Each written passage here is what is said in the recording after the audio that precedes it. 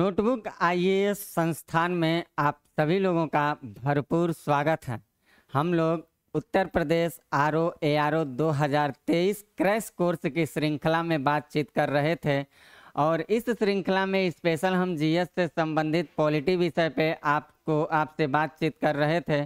Polity विषय में हमने आपको भारतीय संघ एवं राज्य भाग 1 और अनुच्छेद 1 से 4 तक के समस्त मुद्दों पे बातचीत किया था।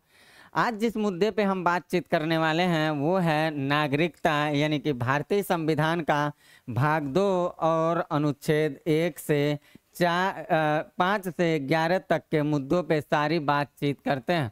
तो आज का जो टॉपिक है वो डाल लीजिएगा, वो है नागरिकता, यानी कि सिटीजनशिप से संबंधित मुद्दों पे हम लोग सारी बातचीत करने वाले हैं। नागरिकता, अगर इसका उल्लेख देखा जाए तो भारतीय संविधान के भाग 2 में किया गया है और अनुच्छेदों में अगर देखा जाए तो 5 से 11 के बीच में इसका उल्लेख किया गया है। भारत में नागरिकता से संबंधित मुद्दों को समझने के लिए सबसे पहले हम लोग इसमें ये देख लेते हैं कि इसकी सामान्य अवधारणा क्या है।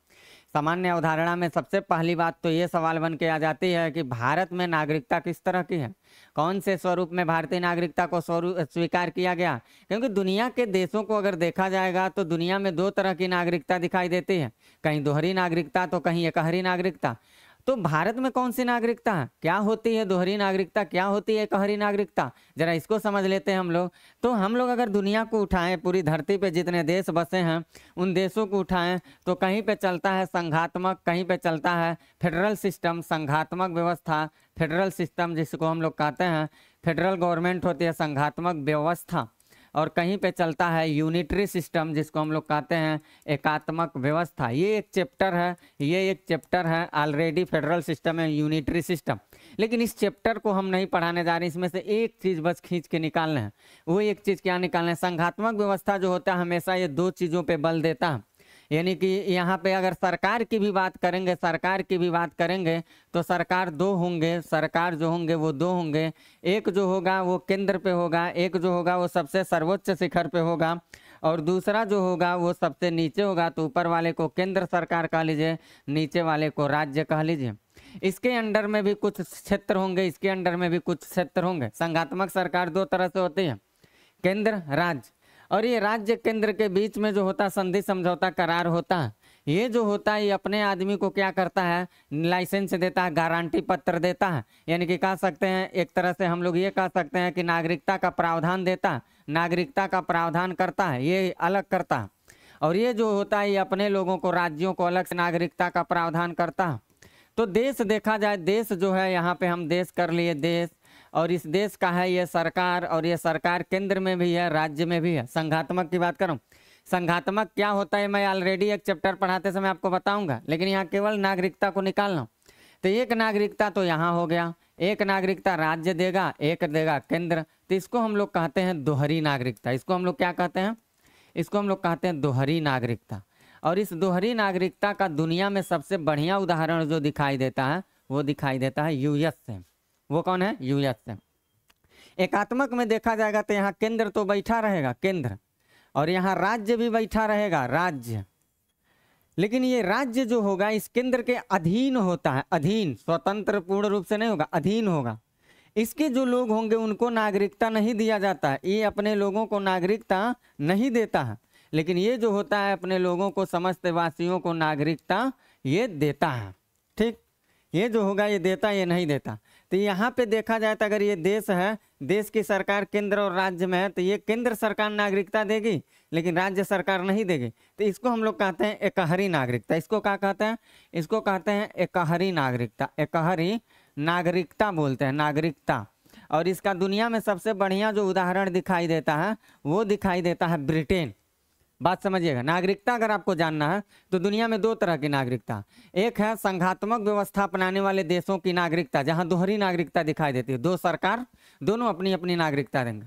और एक है दुनिया में एकात्मक व्यवस्था जहां पे एक सरकार होगी मुख्य रूप से और उसकी दूसरी सरकार जो होगी उसके अंडर में होगी, और दूसरी सरकार जो अंडर में होगी राज्यों में, उसको नागरिकता देने का अधिकार नहीं होगा। केवल शीर्ष पे बैठा केंद्र सरकार ही नागरिकता देगा, उसको कहते हैं एकहरी नागरिकता। अब सवाल बनता है भारत में क्या, दुनिया में दो तरह की नागरिकता है, या तो यूएसए के तरह दोहरी नागरिकता होगा, या तो ब्रिटेन की तरह एकहरी नागरिकता होगा। अब सवाल ये बनता है कि भारत में कौन सी नागरिकता है। अब सवाल ये बनेगा कि भारत में भैया कौन सी नागरिकता है। तो याद रखिएगा, भारतीय संविधान के तहत अगर देखा जाए तो भारत में ब्रिटेन के समान एकल नागरिकता का प्रावधान है, न कि अमेरिका के तरह दोहरी नागरिकता का प्रावधान है। बात याद रखिएगा, भारत में केवल और केवल एकहरी नागरिकता है। मान लीजिए हमारा है ये प्यारा सा भारत देश, और यहाँ ये भारत देश में देखा जाए तो केंद्र की एक अलग होती है, केंद्र यहाँ बैठी है, और उसके नीचे यहाँ रख लीजिएगा यहाँ राज्य बैठी है। तो केंद्र सरकार जो होता है ये नागरिकता देता है, ये नागरिकता देता है, जिसको हम लोग कहते हैं, जैसे वोटर आईडी आपको मिलेगा, लिखा रहेगा उस वोटर आईडी पे सीधे सीधे भारत सरकार। दूसरा हम लोग देखेंगे राज्य। मान लीजिए राज्य में कई सारे राज्य आते हैं, यूपी, बिहार, पंजाब, छत्तीसगढ़, तेलंगाना, मध्य प्रदेश, ऐसे तमाम सारे, यूपी हुआ, एमपी हुआ, आंध्र प्रदेश हुआ, तेलंगाना हुआ, ऐसे तमाम सारे राज्य। तो ये राज्य जो होते हैं ये नागरिकता, ये अपने राज्य के लोगों को नागरिकता नहीं देते हैं। आप ऐसा कहीं देखे हैं? अगर मान लीजिए उत्तर प्रदेश के रहने वाले हैं तो उत्तर प्रदेश सरकार देती है आपको नागरिकता, वोटर कार्ड देती है कि लो हमारा भी। भारत सरकार जो भी आपको वोटर आईडी मिलेगा उस पर केवल और केवल लिखा रहेगा भारत सरकार, गवर्नमेंट ऑफ इंडिया, न कि लिखा रहेगा उत्तर प्रदेश सरकार, न कि लिखा रहेगा बिहार सरकार, न कि लिखा रहेगा झारखंड सरकार, ये नहीं लिखा रहेगा। यानी भारत में अगर देखा जाए नागरिकता कैसा है भैया, तो केवल एक ही सरकार नागरिकता दे रहा है, केंद्र सरकार। तो हम कहेंगे भारत में जो नागरिकता है वो कौन सी नागरिकता है, तो कहेंगे एकहरी नागरिकता है, एकहरी नागरिकता है। अगर भारत में एकहरी नागरिकता है तो किस देश के अनुसरण कर रहे हैं हम लोग, तो कहेंगे ब्रिटेन का अनुसरण कर रहे हैं भैया, ब्रिटेन का। अब हम आपको बताने चल रहे हैं बात, नागरिकता होता क्या। नागरिकता एक ऐसा गारंटी पत्र होता है जो गारंटी पत्र उस देश के लोगों, उस देश में रहने का, उस देश में बोलने का, उस देश में कामकाज करने का, उस देश की सरकारी जितने सारे क्षेत्र होते हैं उसमें भागीदारी लेने का, उस देश की सरकार की आलोचना करने का, तमाम सारा अधिकार देने का जो काम करता है वो नागरिकता होता है। अगर आपके पास नागरिकता गारंटी पत्र नहीं है, भारत के आप नागरिक नहीं है, तो आप बहुत सारा काम काज नहीं भारत में कर सकते हैं, आपको अधिकार नहीं दिया जाएगा। जैसे फंडामेंटल राइट पढ़ाएंगे हम, तो आप देखिएगा 15, 16, 19, 29, 30 ये नागरिकों के लिए स्पेशल केवल दिया गया। वहाँ भारत विदेशी कोई आके चाहेगा ले लें तो ससुरा को मिलेगा ही नहीं, केवल और केवल भारतीयों के लिए। विदेशी आके हमारे सरकार की आलोचना नहीं कर सकते हैं। कौन होते हो भैया तुम, हमारी सरकार है, हाँ हम नागरिक हैं, हम कर सकते हैं। विदेशी आके हमारे देश में सरकारी नौकरी नहीं ले सकते हैं, डीएम एसपी बनना चाहते हैं, सरकार मार के भगा दे, जाओ यहाँ से, तुम कहाँ गए, हम अपने भारतीयों के लिए लाए कि तुम्हारे लिए लाए।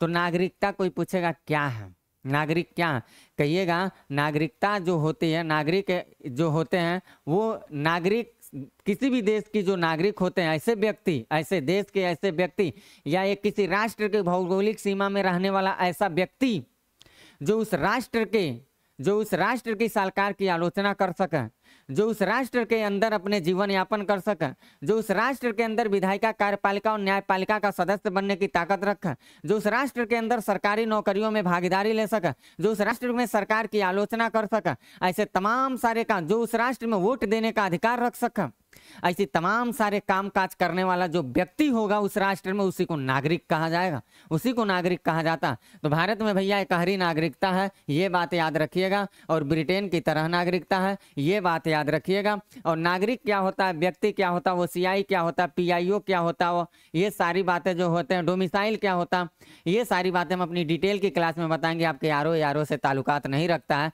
तो झूठ में उधर समय बर्बाद करने की कोई ज़रूरत नहीं है। हम सीधे आते हैं इस चैप्टर के मुद्दे पे आते हैं। चैप्टर के मुद्दे पे अगर देखा जाए तो मैंने अभी आपको फिलहाल में अभी मैंने आपको बताया है कि इसका जो उल्लेख किया गया है वो अनुच्छेद 5 से 11 तक किया गया है। तो एक एक अनुच्छेद को पहले हम लोग पढ़ लेते हैं। भारतीय संविधान के अनुच्छेद 5 को अगर देखा जाए तो ये क्या कहता है, संविधान के प्रारंभ में नागरिकता। संविधान के प्रारंभ में नागरिकता का मतलब क्या हुआ, यह 26 जनवरी 1950 के प्रारंभ की शर्त देता है। यानी कि कोई भी व्यक्ति, इसको आप बिल्कुल ऐसे लिख लीजिएगा जज, क्योंकि आप कई लोगों के लिए स्पेशल मैंने बनाया ताकि आपकी पढ़ाई आसानी से हो सके। अगर कोई भी व्यक्ति संविधान के प्रारंभ में भारत में जन्म लिया हो, कोई भी व्यक्ति संविधान बनने से पहले भारत में जन्म ले चुका हो, या उसके माता पिता में से कोई भारत में जन्म ले चुके हों, या वह 5 वर्ष पहले भारत का निवासी रहा हो, तो उसको भारतीय संविधान के अनुच्छेद 5 के तहत संविधान के प्रारंभ में नागरिकता दे दिया गया होगा। ठीक, तो भारत अनुच्छेद 5 ये कहता है कि 26 जनवरी 1950 के प्रारंभ की अगर शर्त को कोई पूरा करता है, तो पूछा गया भैया बता दो क्या शर्त है, तो हमारा संविधान ये कहा कि कोई भी व्यक्ति संविधान बनने से पहले भारत में जन्म ले लिया हो, या उसके अम्मा बाबूजी में से कोई जन्म लिए हो, या तो वो 5 साल पहले से निवास कर रहा हो, उसको अनुच्छेद 5 के तहत हम नागरिकता दे देंगे, भारत की नागरिकता को स्वीकार कर लेगा। फिर भारतीय संविधान का अनुच्छेद 6 क्या कहता है? ये कहता है कि पाकिस्तान से भारत आने वाले व्यक्तियों के संबंध में नागरिकता संबंधी प्रावधान, क्योंकि जब हमारे देश का बंटवारा हुआ तो 2 मुल्क का उदय हुआ, एक भारत और दूसरा पाकिस्तान। तो उस मुल्क बंटवारा के समय कुछ लोग भारत से पाकिस्तान चले गए और कुछ लोग भारत से पाकिस्तान गए, तो फिर पाकिस्तान से भारत चले आए, कहे भैया हमें नहीं रहना है, यहाँ समझ नहीं आ रहा, हम तो भारत में ही रहना। यानी भारत से पाकिस्तान तो गए, लेकिन फिर पाकिस्तान से चल के भारत चले आए। ऐसा कुछ लोगों के साथ हुआ। और कुछ ने गया तो वहीं रह लिया, उसके दादा परदादा वहीं रह गए, आज भी वहीं हैं। और आज भी देखिएगा कीड़े मकोड़े की तरह से मन मनाते रहते हैं सब। यूपी जैसा एक राज्य जैसा राष्ट्र ले लिया और कुछ भी आई ताई बोलता रहेगा, एक मिसाइल मार दो पता चलेगा उसका अस्तित्व ही खतरे में आ जाएगा। तो ये क्या कहता, जरा इसको समझे। पाकिस्तान से भारत आने वाले व्यक्तियों के नागरिकता के संबंध में प्रावधान करता। क्या है प्रावधान? तो हमारा संविधान ये कहा, यदि वह मतलब वो आदमी या उसके अम्मा बाबूजी यानी कि माता पिता, या उसके ईया बाबा, या उसके पितामह पितामही, या उसके मातामह मातामही यानी कि उसके ईया बाबा नाना नानी अम्मा बाबूजी, या खुद वो आदमी भारत में जन्म लिया हो। पाकिस्तान से भारत आने वाला अगर कोई व्यक्ति पाकिस्तान से भारत आ रहा है चल के, मान लीजिए मुल्क का बंटवारा हुआ, भारत से पाकिस्तान गया होगा, फिर वो पाकिस्तान से कुछ दिन के बाद चल के भारत आया होगा, अगर उसको अच्छा नहीं लगा होगा, तो सरकार ये कहा कि ठीक है तुम पाकिस्तान से चल के तो आए हो, लेकिन तुम हमारी शर्त को पूरा कर रहे हो तभी तुमको हम नागरिक बनाएंगे। वो आदमी कहा बता दे भैया क्या है शर्त? तो उन्होंने ये कहा कि तुम पाकिस्तान से तो चल के आए हो, लेकिन ये बताओ कि तुम या तुम्हारे अम्मा बाबूजी या तुम्हारे ईया बाबा, तुम्हारे नानी नाना कोई भारत में पहले जन्मे थे? कहेगा हाँ, तो कहेंगे ठीक है तुमको नागरिकता मिल जाएगा। या ये कहा जाएगा कि 19 जुलाई 1948 से पहले तुम भारत आया हो वो व्यक्ति, और इस तिथि से भारत का निवासी रह रहा हो।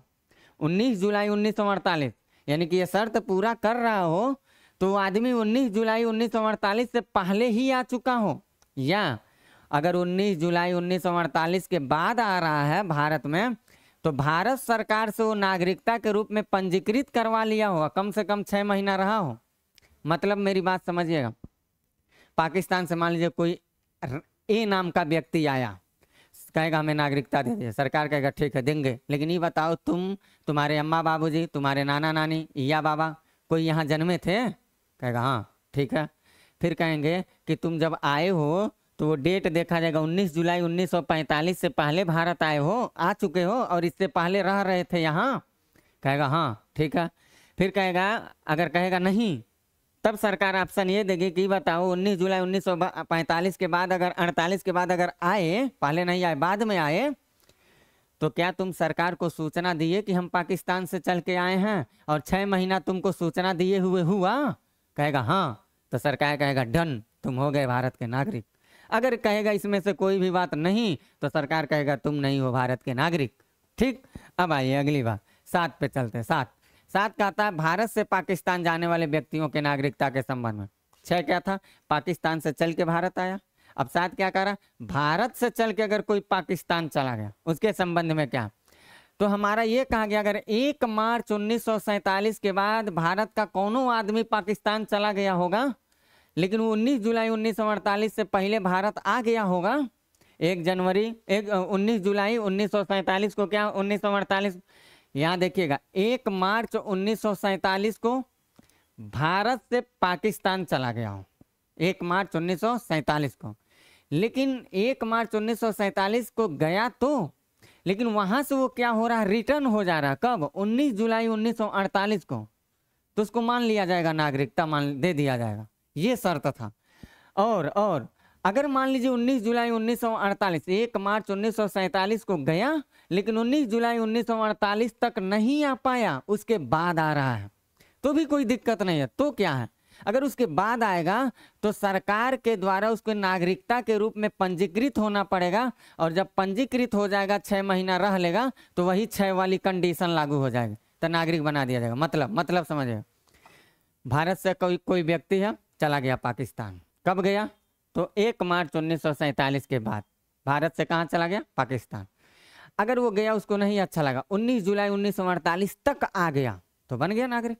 मान लीजिए 19 जुलाई 1948 तक वही जग रहा, लेकिन बाद में उसको अच्छा नहीं लगा, फिर आया, तो सरकार कहेगा जब तुम आए तो हमारे भारत सरकार को सूचना दिए थे कि हम आ गए हैं, और तुमको आए वहां से 6 महीने कम से कम हुए। कहेगा हाँ, तो कहेगा ठीक है बेटा, बल्ले बल्ले, तुमको मिल गया नागरिकता।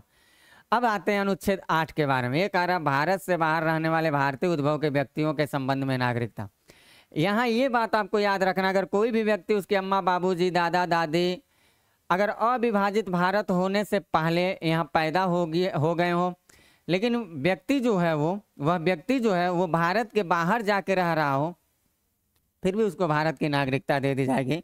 भारत से बाहर रहने वाले भारतीय उद्भव के व्यक्ति के नागरिकता के संबंध में प्रावधान का मतलब ये हुआ कि मान लीजिए आज आप भारत के नागरिक हैं, कल अमेरिका आप कमाने के लिए चले गए। इसका क्या मतलब, अमेरिका चले गए तो आप अमेरिका के आप जा करके वहाँ व्यक्ति हो जाएंगे, हैं तो भारत के नागरिक, अमेरिका के आप निवासी हो जाएंगे, हैं तो आप भारत के नागरिक, अमेरिका में आप डोमिसाइल हो सकते हैं तो आप भारत के नागरिक। तो अगर आप भारत के नागरिक हैं और दुनिया के कोने कोने में किसी देश में जाके अपनी जीविका चला रहे हैं, तो भी आप भारत के ही नागरिक होंगे। अगर अविभाजित भारत देश के बाद कोई आदमी, उसके अम्मा बाबूजी, दादी दादा, नानी नाना, ये सब कोई भी हैं, अगर भारत में पैदा हुए थे और वो व्यक्ति, उसके वंश परंपरा संतान कोई अगर भारत से बाहर जाके कामकाज कर रहा है, तो भारत का ही नागरिक होगा। उसकी नागरिकता को आप ऐसे नहीं छीन सकते जब तक नागरिकता को समाप्त होने की कंडीशन नहीं पूरा कर सकता है। तो 8 जो होता है ये कहता है भारत के बाहर अगर आप जा रहे हैं काम करने के लिए, तो भी आप भारतीय उद्भव के हैं, तो आपके नागरिकता के संबंध में ये सब प्रावधान दिया गया। 9 क्या कहता है, अगर 9 ये कहता है कि कोई व्यक्ति भारत का है, अगर जाके दूसरे देश के नागरिकता को धारण कर लिया, तो भारत सरकार कहेगा भैया हम तुम्हारी नागरिकता को समाप्त करते हैं। 9 कहेगा, 9 ये कहता है कि अगर भारत का कोई भी व्यक्ति, मान लीजिए भारत का कोई आदमी है, वो जाके क्या किया, अमेरिका का नागरिकता ले लिया, भारत सरकार कहेगा हम तुम्हारी नागरिकता को खारिज करते हैं। वो नेपाल की नागरिकता ले लिया, भारत सरकार कहेगा बेटा हम तुम्हारी नागरिकता खारिज करते हैं क्योंकि तुम नेपाल की नागरिकता ले लिए हो। तो 9 ये कहता है। आगे हम लोग देख लेते हैं 10 के बारे में। 10 कहता है नागरिकता का बना रहना। यदि व्यक्ति नागरिकता का परित्याग ना करें, स्वेच्छा से किसी दूसरे देश की नागरिकता को धारण ना करें, उसके ऊपर देशद्रोह की मुकदमा कायम ना हो, तो कोई माई कलाल भारत में ऐसा नहीं है जो उसकी नागरिकता को छीन सकता, चाहे पीएम हो, चाहे डीएम हो, चाहे सीएम हो, कौनो हो। हमारा संविधान इतना उसको अधिकार दे दिया है कि अगर कोई आदमी अपनी नागरिकता का परित्याग स्वेच्छा से नहीं कर रहा है, कोई आदमी दूसरे देश में नागरिकता को स्वीकार जाके नहीं कर रहा है, कोई आदमी के ऊपर देशद्रोह की मुकदमा कायम नहीं हो रहा है, तो भारत में कोई माई कलाल नहीं है जो उसकी नागरिकता को छीन सकता है। वो भारत का नागरिक है तो भारत का ही नागरिक होगा। ये अधिकार देता है, गारंटी देता है कौन? संविधान का अनुच्छेद 10 भारत के नागरिकों को उसकी नागरिकता के संबंध में गारंटी देता है कि बेटा घबराना मत, हम तुम्हें अधिकार देते हैं। अब 11 का कहता हो, 11 देख लीजिए। नागरिकता से संबंधित कानून बनाने का अधिकार किसके पास है? संसद के पास। भारतीय संविधान का अनुच्छेद 11 जो है ये संसद को नागरिकता के संबंध में कानून बनाने का अधिकार देता है। परिवर्तन ये तो सब आज़ादी के समय लागू हुआ ना, आज क्या लागू होता है जरा उसको देख लिया जाए। आज भी नागरिकता के संबंध में कुछ बातें आई हैं, तो आज की क्या बात है? भारतीय संविधान का जो अनुच्छेद 11 है संसद को अधिकार देता है कि नागरिकता के संबंध में आप कानून बनाइए, और संसद को जब अधिकार देता तो संसद इस काम में कहाँ पीछे रहेगी, वो तो इसका भरपूर फायदा उठाएगी। तो संसद भी हमारी जो थी वो संसद भारतीय नागरिकता अधिनियम 1955 पारित किया था, और संसद जब इस अधिनियम को लेकर के आया था तो इस अधिनियम के माध्यम से तमाम सारे प्रावधान किया। समय समय पे संसद ने इसमें कई बार संशोधन भी किया अपने ज़रूरत के हिसाब से। तो कौन कौन से प्रावधान किया, कौन कौन सा संशोधन किया, उसको हम लोग सारी बातों को देखते हैं। इसी अधिनियम में अभी तक 6 बार महत्वपूर्ण संशोधन किए जा चुके हैं। और याद रखिएगा, मैंने पहले भी बता चुका, नागरिकता हुआ, भाग 1 हुआ, भाग 2 हुआ, दोनों में संशोधन साधारण बहुमत से होता है। वो 368 के संविधान संशोधन के तहत नहीं होता है। 368 का संविधान संशोधन स्पेशल मेजोरिटी से देगा, या स्पेशल मेजोरिटी प्लस 50% या मोर देन 50% अगर समर्थन होता है स्टेट का, तब माना जाता है। तो 368 पढ़ाते समय मैं बताऊंगा, 2 ही तरह का संविधान संशोधन 368 में दिया गया, एक विशेष बहुमत और दूसरा विशेष बहुमत प्लस 50% या उससे ज़्यादा विधायिकाओं का समर्थन। साधारण बहुमत को नहीं माना जाता है किसमें, 368 के संविधान संशोधन में। भाग 1 में अगर संशोधन करना है तो अनुच्छेद 4 को इस्तेमाल करेगी संसद। भाग 2 में अगर संशोधन करना है तो अनुच्छेद 11 को इस्तेमाल करती है संसद। और संसद अनुच्छेद 11 का प्रयोग करके 6 बार संशोधन कर चुकी है। एक बार 1986 में की थी, फिर 1992 में की, 2003 में की, 2005 में की, 2015 में मोदी गवर्नमेंट किया, फिर 2019 में जाके मोदी गवर्नमेंट किया। इतने बार संशोधन हुए। इन संशोधनों के माध्यम से बहुत सारे नए नए प्रावधान आए, उसी प्रावधान को हम लोगों को देखना है। नागरिकता संशोधन अधिनियम द्वारा बहुत सारे विधि बनाए गए और उससे नागरिकता को प्राप्त करने की बात की गई, जैसे जन्म के आधार पर नागरिकता, वंश परंपरा, पंजीकरण, देशीकरण, प्रकृतिकरण या अर्जित भूभाग के द्वारा। तो एक एक करके हम लोग इसमें देखते हैं। सबसे पहले हम लोग देख लेते हैं जन्म के द्वारा नागरिकता को कैसे प्राप्त किया जाएगा। सबसे पहले हम लोग देख लेते हैं जन्म द्वारा नागरिकता कैसे प्राप्त होगा। जन्म द्वारा नागरिकता यहाँ से नहीं है PDF, तो यहाँ से आप नोट कर लीजिएगा, साथ ही साथ नोट करते चलिएगा मेरी बातों को, इसमें समझते चलिएगा। मैं बोलता जा रहा हूँ क्या क्या बातें हैं जो यहाँ से आपको नोट करना बहुत ज़्यादा ही ज़रूरी है। तो जन्म के द्वारा नागरिकता का मतलब ये हुआ कि अगर कोई भी, मान लीजिए कोई भी बच्चा है, अगर भारत में कोई बच्चा पैदा हो रहा है, उसके नागरिकता के संबंध में बातचीत किया गया था कि जिस किसी भी बच्चे का जन्म भारत में होगा वह भारत का नागरिक होगा। यानी कोई अगर लड़का भारत के ज़मीन के अंदर भूभाग पे पैदा हो गया तो हमारा संविधान ये कहा कि वो भारत के नागरिक हो जाएगा, चाहे कौनो देश के हो गए, पाकिस्तान को हो गए, अफगानिस्तान को हो गए, बांग्लादेश को हो गए, कौनो देश को हो गए, ये कह दिया गया। अब मान लीजिए भारत में कोई भी पैदा हो गया तो उसको नागरिक बना दिया, तो ये तो बड़ा गड़बड़ बात हुआ। ऐसे भारत में जनसंख्या दिन दुगुना रात चौगुना बढ़ता जा रहा है। भारत के लोग तो ऐसे मस्त आदमी हैं, जनसंख्या में पीछे नहीं रहते हैं, और आप ऊपर से ऑफर दे दे रहे हैं कि भारत में कोई जन्म ले लेगा नागरिक बना दो। तो इतना ज़्यादा भारत में हमारी सांस्कृतिक धरोहर है, लोग देखने के लिए आते हैं। नहीं, बीमारी होगा कोई आएगा दवा ववा कराने के लिए, और जिसका बच्चा हुआ सबको नागरिकता दे देंगे, आबादी इतना ज़्यादा बढ़ जाएगी, समझ में नहीं आएगा सरकार को। फिर देखा गया इसका बहुत ज़्यादा दुरुपयोग होने लगा। भाई अगर ऐसा कह देंगे कोई पैदा होगा नागरिक बना दो, सिंपल सी बात है दुरुपयोग होगा। तो सरकार कहा कि तो गड़बड़ बात हो गया, इसमें सुधार करना चाहिए। तो सरकार ने क्या किया, 1986 में 1955 के इस अधिनियम में पहली बार 1986 में संशोधन किया, और कहा गया कि कौनो भारत में पैदा हो जाएगा तो ऐसे उसको नागरिकता मत दीजिए। पहले ही देखिए कि जो पैदा हुआ है वो अम्मा बाबूजी भारत के नागरिक थे, नहीं तो पता चलेगा विदेशी आते गए भारत में, नागरिकता लेने का रास्ता भी बहुत आसान हो जाएगा। कोई महिला प्रेग्नेंट विदेशी हुई, उसको 2 महीना पहले लाख भारत में रख दीजिए, बच्चा पैदा हुआ बन गया नागरिक। ये तो गड़बड़ बात हो गया ना। तो कहा गया कि ये देखिए कि जो लड़कवा पैदा हो रहा है उसके अम्मा बाबूजी में से, मतलब माता पिता में से कोई भारत का नागरिक है तभी दीजिए। यानी कि जन्म के द्वारा नागरिकता में सबसे पहले क्या कहा गया, ये कहा गया कि भारत के सीमा के अंदर कोई बच्चा पैदा होगा उसको भारत का नागरिकता धन धनाधन दे दीजिए। तो इसका मिसयूज होने लगा। सरकार 1986 में जाके कानून बनाया, 1955 के संशोधन को ध्यान में रख के, और सरकार ही कहा कि जो लड़का पैदा होगा 1986 के कानून में, उसके माता पिता जो होंगे उनको भारत का नागरिकता होना जरूरी है। अगर वो उसके माता पिता नहीं होंगे भारत का नागरिक तो उस लड़के को नागरिकता नहीं दिया जाएगा। कहा गया ठीक है भाई। फिर आगे चल के क्या हुआ, 2003 में जाके हमारी संसद फिर कानून बनाए। 2003 में, ये 2003 में कानून काहे बनाए, ये इसलिए बनाए कहीं जो माता पिता की नागरिकता देने के लिए हम 1986 में कानून बनाए हैं कि माता पिता का नागरिकता होगा तो लड़का को नागरिकता दिया जाएगा।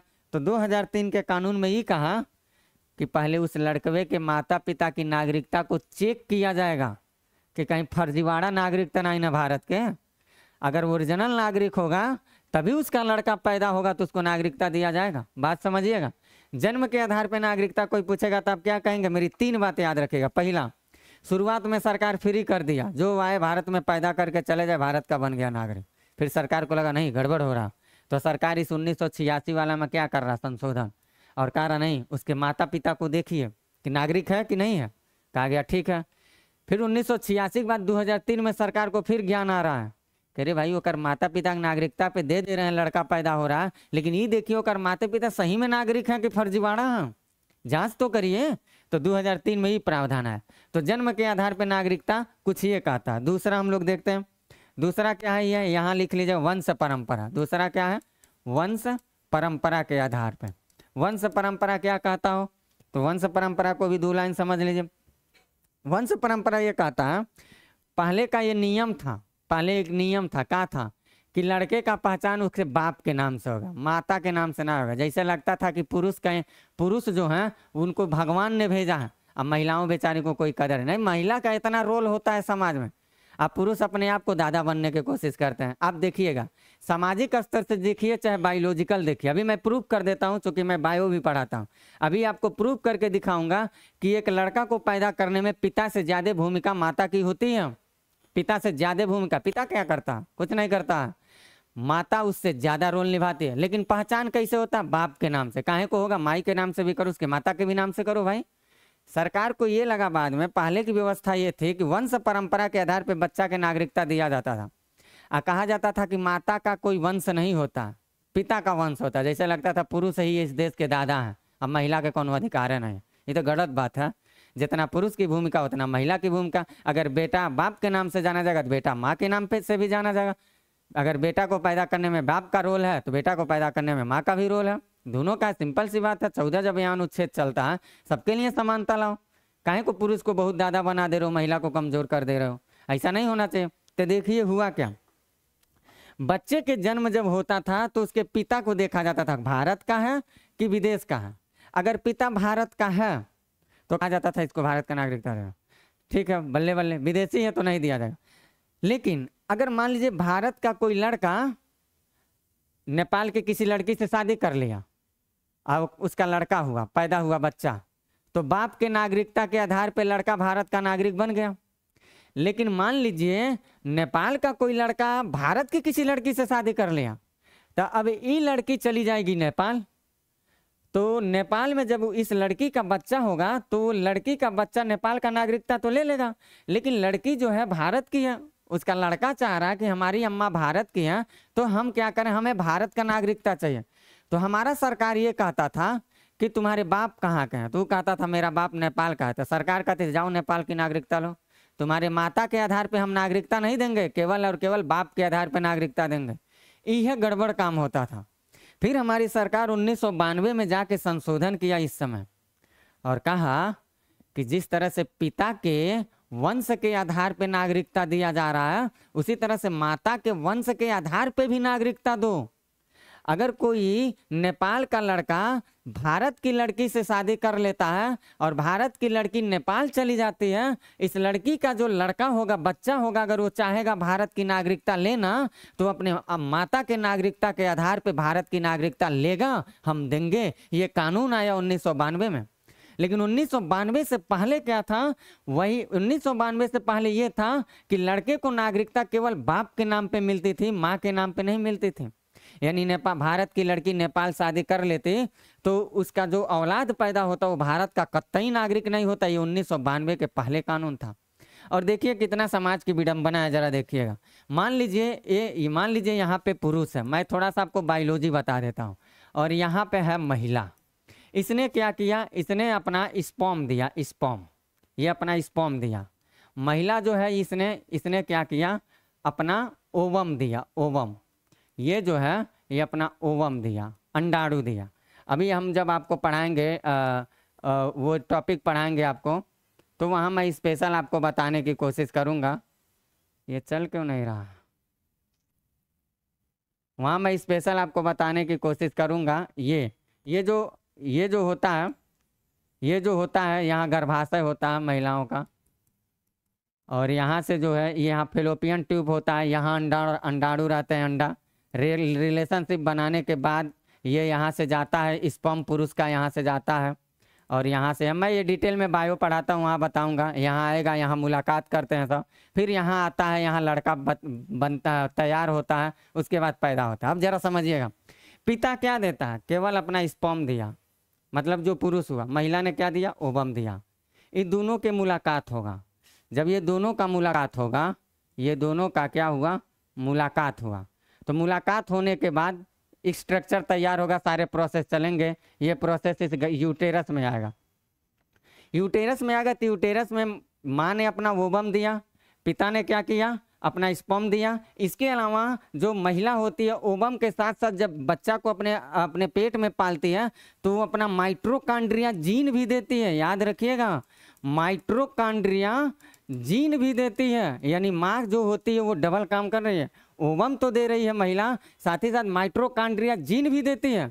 इसीलिए लड़का जो होता है, देखिएगा, माता के प्रति ज़्यादा समर्पित होता है, क्योंकि पिता का केवल स्पर्म होता है, माता का ओवम के साथ साथ माइटोकॉन्ड्रिया जीन होता है। अगर माँ दिल से रो देगी तो उसका रक्त है, उसका ब्लड है, उसका जीन है, उसका डीएनए आपके नस नस में बह रहा है। अगर माँ दिल से आपको याद कर दी तो आपको माँ की याद आ जाएगी, लेकिन पिता का याद इतना ज़्यादा आए ना आए, ये तो बात की बात। तो ये बात याद रखिएगा। इस आधार पे भी अगर देखा जाए, अगर इस बायोलॉजिकल मेथड के आधार पे भी देखा जाए, तो कौन कह सकता है कि माता के आधार पे नागरिकता नहीं मिलना चाहिए? इसलिए 1992 में एक्ट ला करके सीधे सीधे कह दिया गया कि माँ के नागरिकता के आधार पे भी औलाद को नागरिकता दिया जाएगा। ये बात आप याद रखिए। तीसरी बात हम चलते हैं पंजीकरण द्वारा। तीसरा हम आपको बता देते हैं पंजीकरण द्वारा। अगर किसी दूसरे देश का नागरिक भारत में 7 वर्ष रहता था, पहले अगर किसी दूसरे देश का नागरिक भारत में 7 वर्ष रहता था तो उसे भारतीय नागरिकता दिया जाता था। पंजीकरण ये कहता है, पंजीकरण ये कहता है कि अगर भारत में किसी दूसरे देश का नागरिक 7 वर्ष तक रहता है तो उसको हम भारत का नागरिकता दे देंगे। ये पहले के कानून था, 7 वर्ष तक उसको रहना था। अब बाद में गृह मंत्रालय जो होता है उससे रिपोर्ट दर्ज करवाना था। यानी 7 वर्ष तक आप आकर रह लीजिए और गृह मंत्रालय से आप रिपोर्ट ले लीजिए, मतलब प्रतुष्टिकरण करवा लीजिए कि मैं भारत में आया हूँ, 7 साल हो गया। उसके बाद देशीकरण के पंजीकरण के माध्यम से आप जाइए, डीएम के यहाँ से काउंटर साइन करवाइए, उसके बाद आप नागरिकता ले लीजिए, नागरिकता गारंटी पत्र आपको दे दिया जाएगा। लेकिन अब गृह मंत्रालय के अब क्या हुआ, 2019 में कानून बनाया गया और कहा गया है कि 11 वर्ष की जो अवधि है, 11 वर्ष की जो अवधि पहले थी, उस 11 वर्ष की अवधि को घटा करके अब क्या किया गया, रहने के लिए अब 6 वर्ष वाली व्यवस्था ला दिया गया। यानी कि सॉरी 6 वर्ष नहीं, 6 माह यहाँ करिएगा, इसको इरेज करिएगा। अब 6 माह की ही अवधि कर दिया गया। तो ये पंजीकरण की अवधि की जो समय सीमा है उसको बहुत ज़्यादा वो नहीं किया गया, अब लचीला कर दिया गया। कुल मिला जुला के समझिएगा, लचीला किया गया है। अब अगला पेज, अगला चीज़ हम लोग देखते हैं अर्जित भूभाग के द्वारा। अगला चीज़ हम लोग देख लेते हैं अर्जित भूभाग के द्वारा। तो ये बहुत आसान बात है, इसको समझने की कोई ज़रूरत नहीं। ये बना लीजिए अब भारत, एक भारत देश अपना बना लीजिए, यहीं से इसको समझ लेते हैं हम लोग। ये मान लीजिए हमारा भारत देश है ये। अब इस भारत के बाहर का कोई अगर सीमा है, कोई भी क्षेत्र, पाकिस्तान, बांग्लादेश, अफगानिस्तान, किसी भी क्षेत्र से, मान लीजिए यहाँ पाकिस्तान की ये वाला हिस्सा हम लोगों ने मिला लिया, तो इस हिस्से पे जितने सारे लोग होंगे ना, उस हिस्से पे जितने सारे पाकिस्तान को, उस हिस्से पे जितने सारे आदमी होंगे, लोग होंगे ना, इन लोगों से ही नहीं पूछा जाएगा तुम कहाँ पैदा हुए, कब पैदा हुए, तुम्हारी अम्मा कहाँ के हैं, तुम्हारी बाबूजी कहाँ के हैं, तुम्हारे दादा कहाँ के हैं, तुम्हारे नाना कहाँ के हैं, कुछ नहीं पूछेगा सरकार। विदेश की जितनी सारी संपत्ति को भारत अधिग्रहित करेगा, मिलाएगा, वहाँ के लोगों को ऑटोमेटिक कहेगा भैया तुम भारत के नागरिक हो गए, कुछ नहीं पूछेगा उससे, ए टू जेड कुछ नहीं। जमीन जितना मिलाएगा उस जमीन का आदमी ऑन द स्पॉट भारत का क्या हो जाएंगे, नागरिक। इसी को कहा जाता है अर्जित भूभाग के द्वारा नागरिकता। इसी को क्या कहा जाता है, अर्जित भूभाग के द्वारा नागरिकता। यानी कि अगर कोई भी हिस्सा इधर यहाँ से भी अगर मान लीजिए हम नेपाल का कोई क्षेत्र मिला लिए, तो यहाँ के जितने सारे लोग होंगे उनको ऑटोमेटिक हम बना देंगे भारत का नागरिक बना देंगे, ऑटोमेटिक भारत का नागरिक बना देंगे। अब एक चीज़ लास्ट में हम आपको ये बता दे रहे हैं कि भारत की नागरिकता को समाप्त कैसे किया जाता है, नागरिकता को, भारतीय नागरिकता को समाप्त कैसे किया जाता है। भारतीय नागरिकता का समापन कैसे किया जाएगा समापन। तो पहला बात, सबसे पहला बात, स्वेच्छा से त्याग पत्र देकर, पहला चीज ये याद रखिए, 3 ये बात याद रखना आपको। दूसरा, दूसरे देश की नागरिकता स्वीकार करने से, दूसरे देश की नागरिकता स्वीकार करने से, लिख लीजिएगा स्वीकार करने से। और तीसरी बात आप लिख लीजिएगा देशद्रोह इत्यादि का मुकदमा कायम होने से, मुकदमा कायम होने से, ठीक, कायम होने से। ये 3 बात बस आपको याद रखना।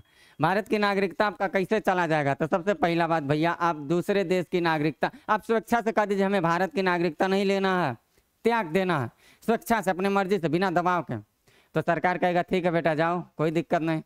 या आप दूसरे देश में जाकर ले लेते, अमेरिका गए, वहाँ की नागरिकता ले गए, भारत सरकार कहेगा बेटा तुमने अमेरिका की नागरिकता ले लिया, तो अब हम भारतीय नागरिकता को समाप्त करते हैं। या तीसरा, आप हमारे देश के खिलाफ, आप हमारे संविधान के खिलाफ, हमारी राष्ट्र की एकता और अखंडता के खिलाफ, सरकार के खिलाफ अभद्र बात करते हैं। अभद्र बात मतलब आलोचना के अलावा जो बातें होती हैं, अश्लील। आपने कहा कि मैं पीएम अभी आएगा तो मैं उसको गोली से मार दूंगा, उड़ा दूंगा, आप ऐसे बोल रहे हैं। आप कह रहे हैं हमारे देश की बुराई एकदम घिनौने तरीके से कर रहे हैं, हमारे देश के सेना के जवानों की आलोचना दिन दुगुना रात चौगुना कर रहे हैं। आप ऐसी राष्ट्र के खिलाफ अगर हरकत करते जा रहे हैं तो माना जाएगा कि ससुरा बहुत ही बवाली टाइप का आदमी है, तो उसके ऊपर देशद्रोह की मुकदमा कायम किया जाता है। और जब देशद्रोह की मुकदमा कायम होता है ना, तो नागरिकता छीन लिया जाता है जबरदस्ती। कहा जाता है तुम भारत के नागरिक बनने के लायक नहीं हो, तुम 1 नंबर का बेवकूफ़ क्वालिटी का इंसान हो। तो ये 3 कंडीशन में आपकी नागरिकता क्या होगी?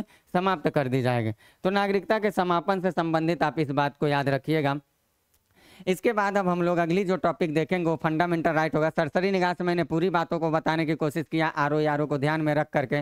बाकी डिटेल की जब क्लास चलेगी तो मैं और सारी विधिवत बातों को लेकर आएंगे। फिलहाल के लिए जो आप तैयारी कर रहे हैं, जिस क्रैश कोर्स पे हम लोग हैं, उसके लिए मैंने पूरी कंटेंट उपलब्ध कराने की जिम्मेदारी लिया। हम लोग जिस प्लेटफॉर्म से अपनी पूरी तैयारी को लेकर चल रहे हैं वो नोटबुक IAS संस्थान है जो दिल्ली से संचालित हो रहा है। ये नोटबुक IAS जो है ये सिविल सेवा के अभ्यर्थियों के लिए टेस्ट सीरीज की श्रृंखला प्रस्तुत करता है। अगर कोई भी भाई UPSC का ये प्रिपरेशन जारी रखे, स्टेट PCS का या RO का, तो प्रीलिम्स और मेंस यानी कि प्रारंभिक और मुख्य परीक्षा से संबंधित दैनिक उत्तर लेखन और मल्टीपल चॉइस क्वेश्चंस जो होते हैं उसका पूरी तरीके से प्रीवियस ईयर पेपर पैटर्न पर अभ्यास करवाया जाता है। और ये प्रोग्राम जो है ये ऑनलाइन ऑफलाइन दोनों मोड में मिलता है देखने के लिए। अगर आप दिल्ली के आसपास के क्षेत्रों में हैं तो ऑफलाइन ज्वाइन कर सकते हैं, या अगर आप दूर दराज के क्षेत्रों में दिल्ली नहीं आने में आप सक्षम हैं तो आप ऑनलाइन ज्वाइन कर सकते हैं। ऑनलाइन ज्वाइन करने के लिए सारी जानकारी आप हमारे दिए गए इस नंबर पर कंटेंट करें, संस्था से सीधे आपकी बातचीत होगी और यहाँ से आप अपनी ज़रूरत की सारी बातों को रखें, संस्था द्वारा आपकी हर बातों का समाधान किया जाएगा। साथ ही साथ आप नोटबुक IAS के द्वारा दिए गए कंटेंट जो हैं जो आपके भावी प्रतियोगी परीक्षाओं के संदर्भ में गुणवत्तापूर्ण हैं, जो आपके भविष्य के उत्थान में काफ़ी कारगर होंगे, उस संस्था से जुड़ करके अपने एग्जाम को आप सरल बना सकते हैं। तो हम लोगों ने जो आज पढ़ा है, आज हम लोगों ने नागरिकता से संबंधित मुद्दे को पूरा देख लिया। बाकी अगले क्लास में जब हम मिलते हैं तो वहाँ स्पेशल आपसे बातचीत करूँगा, भारतीय संविधान के भाग 3 अनुच्छेद 12 से 35 के मुद्दों पर बातचीत करूँगा। तब तक के लिए लेता हूँ मैं आपसे इजाज़त। Bye, best of luck.